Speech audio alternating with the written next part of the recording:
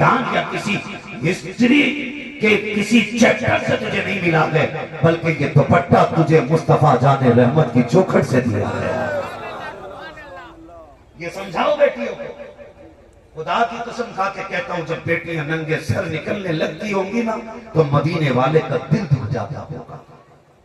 کہنے کو ہم سارے مسئلہ خیالات والے، سارے مجاہد ملت والے، سارے حبیب ملت والے، سارے تاج الشریعہ والے ہیں، لیکن جانتے ہو ماں پارسا ہوتی ہے تب بیٹا اختر رضا پیدا ہوتا ہے، ماں پارسا ہوتی ہے تب بیٹا مفتی اعظم پیدا ہوتا ہے، ماں تہجد گزار ہوتی ہے تب بیٹا احمد رضا حضرت پیدا ہوتا ہے۔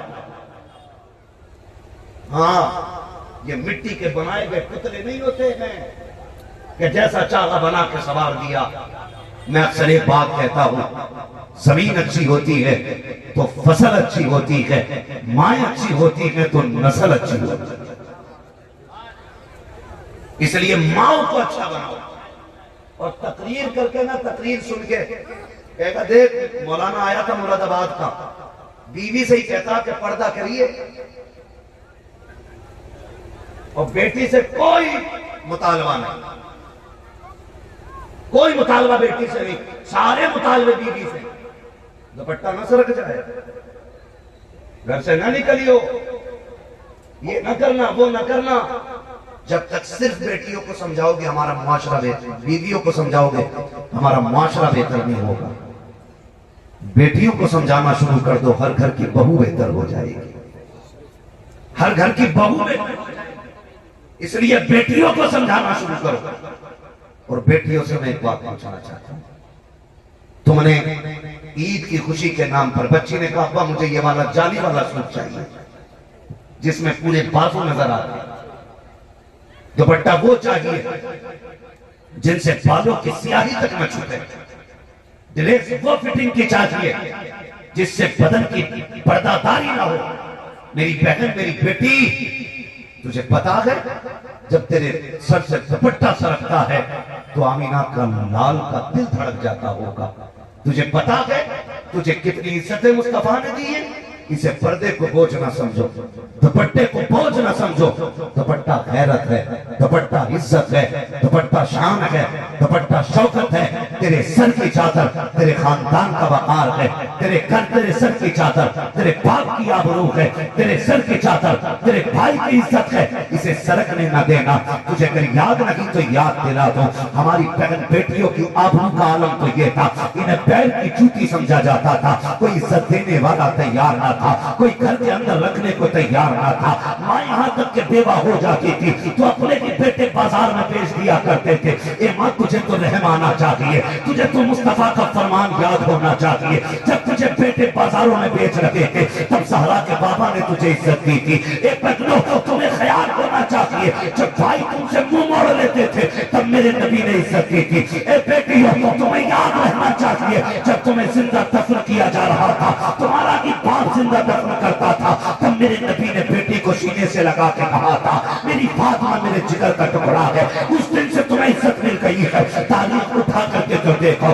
اس نبی کے فرمان کو پیروں تلے روندنے والی بیٹیوں، میں تم سے پوچھنا چاہتا ہوں اگر حضور نہ آتے تو وقار کون دیتا؟ اگر آقا نہ آتے تو تمہیں عزتیں کون دیتا؟ اگر عزت آقا نے دی ہے تو لازم ہے مر جانا، لیکن سر سے دوپٹے کو نیچے سرکنے نہیں۔ نعرہ تکبیر، نعرہ رسالت، مذہب اسلام، پیغام اسلام، خلیج فاطمہ، نعرہ تکبیر۔ چلیں اور آگے بولو تھوڑی دیر، تھکے تو نہیں ہیں؟ اتنے لوگ سننا چاہتے کہہ دے ذرا یا رسول اللہ۔ جی ہو سلامت رہو، اللہ برکتیں عطا کرے۔ سنیں ذرا بول سے، میں ہمارے یہاں بہار بنگال میں اکثر یہ دیکھا جاتا ہے بھائی کہ جلسہ کم ہوتا ہے میلہ تگڑا ہوتا ہے۔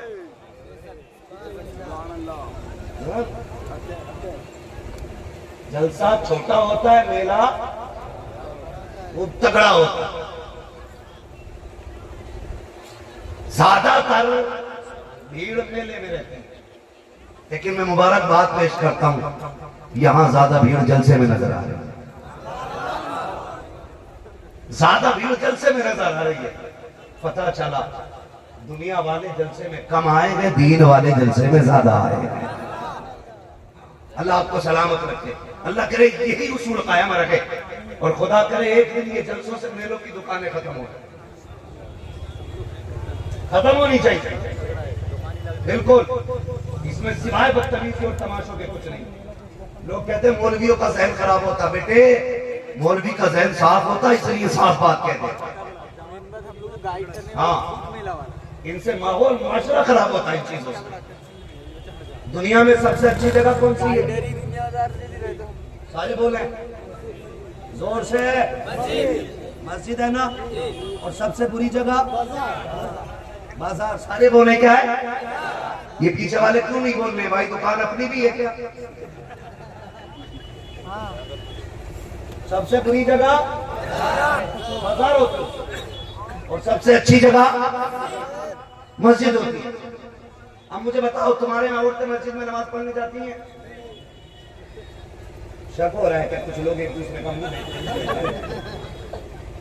جاتی ہیں؟ اچھا جمعہ پڑھنے؟ چلو پھر جمعہ بھی نہیں، عید پڑھنے جاتی ہوں گی؟ نہیں جاتی نا۔ یہ اپنی مرضی سے نہیں جاتی ہے، اسلام نے اجازت نہیں دی ہے۔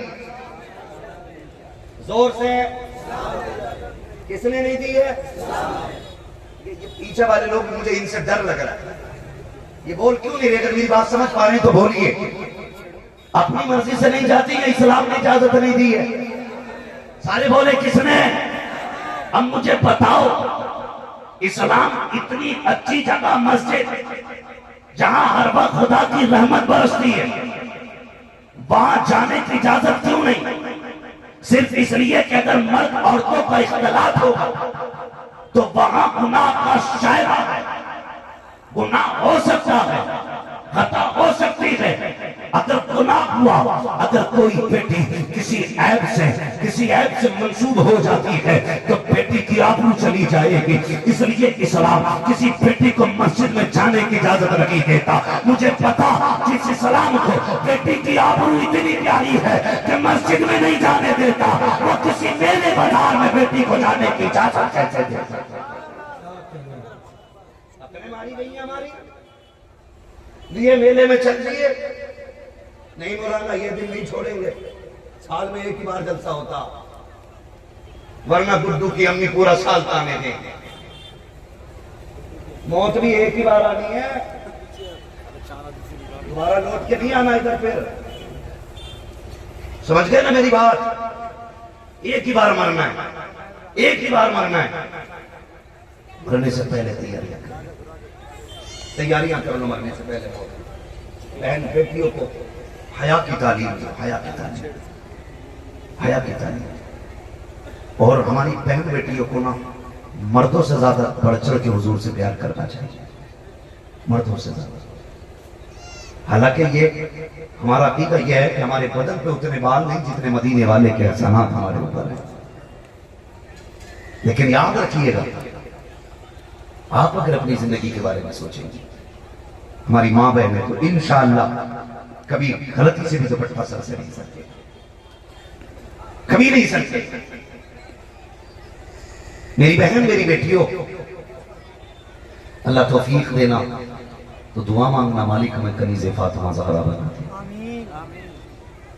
نوجوانوں تم سے گزارش ہے، بیٹیاں اگر آدھے کپڑوں کا سوال کریں نا تو ان سے کہنا یہ جو ننگے لباس ہے نا یہ فیشن والوں کے لباس ہے، اور جو پردے والا لباس ہے نا یہ نبی کی فاطمہ زہرا والا لباس ہے۔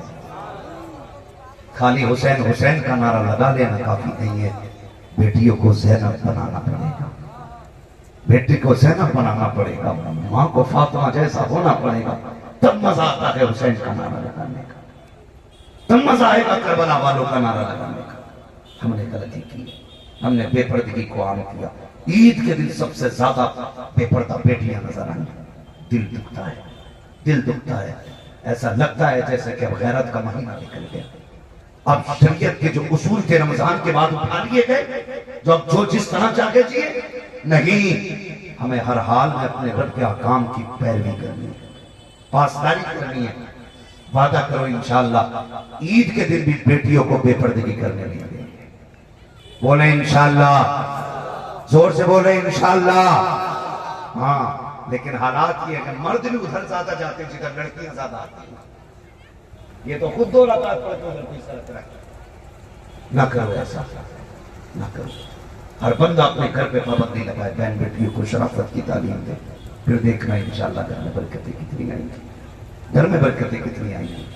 نوجوانوں, ہم نے حضور کا کلمہ پڑھا ہے, حضور سے محبت کا دعویٰ کرتے ہیں, ہم حضور سے پیار کرتے ہیں. گناہگار ضرور ہیں لیکن کوشش کرتے رہو, کبھی تو وہ دن آئے گا حضور خواب میں آ کے قسمت جگا جائیں گے. کوشش کرتے رہو, کسی دن تو حضور آئیں گے نا, یا تو یہاں آ کے قسمت جگائیں گے یا مدینہ بلا کے قسمت جگائیں گے. یہ کوشش جاری رکھیں, اپنی محنتیں کرتے رہیں, اپنے نبی سے پیار کے دعوے تو کریں لیکن دلیل کے ساتھ کوشش بھی کرتے رہیں, کوشش بھی کرتے رہیں. یہ دیکھو جلسے کی کمیٹی نے آج امامہ باندھا ہے, سب سے نرالے نظر آ رہے ہیں, سب سے نرالے. مجھے ایک بزرگ کی بات یاد آ رہی ہے, وہ کسی گلی سے گزر رہے تھے, ایک بچی کو ننگے سر دیکھا, کہنے لگے بیٹی دوپٹہ کب سے اتر گیا؟ اس نے کہا جب سے مردوں نے ٹوپیاں اتار دی لڑکیوں نے دوپٹے اتار دیے. ہاں, ہر بھائی یہ چاہتا میری بہن حیا کے ساتھ رہے, لیکن ٹوپی سے بوجھ لگتا ہے, ٹوپی سے بوجھ لگتا ہے. اب بھی برا نہ مانیے گا, جلسے میں 10% لوگوں کے سر پہ ٹوپی نہیں ہے. عید پہ سب نے 1800-1600 کے جوتے خریدے ہوں گے, 1600 کے جوتے خریدے ہوں گے, لیکن 20 روپے کی ٹوپی نہیں خریدی ہوگی. ہاں, اور برا نہ ماننا, ٹوپی ہوتی ہے تو کم سے کم کچھ پردہ بھی رہتا ہے. جن کی ٹوپیاں نہیں ہوتی ہیں, بالوں کی کٹنگ اللہ معاف کرے, لمبی لائن لگی پڑی عید پہ, ایسی لائن لگی پڑی تھی کہ مونچھیں کاٹنے تک کا ٹائم نہیں تھا نائیوں کے پاس, اور اندر جاتا تھا انسان بن کے, نکل کے آتا تھا جانور بن کے.